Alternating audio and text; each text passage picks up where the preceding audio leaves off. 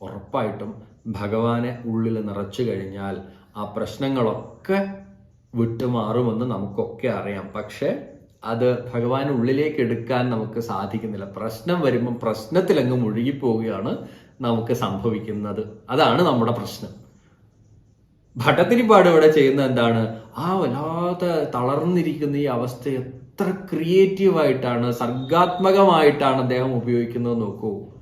എന്നിട്ടൊരു വലിയ കാവ്യം, ആ ഭാഗവത കഥ മുഴുവൻ അദ്ദേഹം ആ 100 ദശകങ്ങളിലേക്ക് ചുരുക്കി എഴുതുകയാണ്. അത് യഥാർത്ഥത്തിലൊരു ഒരു ഋഷീശ്വരന്റെ ഐശ്വര്യം ഉണ്ടെങ്കിൽ മാത്രമേ അത് സാധിക്കുള്ളൂ. നമുക്കും ശ്രദ്ധിക്കേണ്ടത് അതാണ്. എങ്ങനെ നമുക്ക് വരുന്ന പ്രശ്നങ്ങളൊക്കെ സർഗാത്മക രൂപത്തിൽ വളർത്തിയെടുക്കാൻ വേണ്ടി സാധിക്കും. നമ്മുടെ അസുഖങ്ങൾ മാറാനും നമ്മുടെ മനസ്സിനെ നിയന്ത്രിക്കാനും നമ്മൾ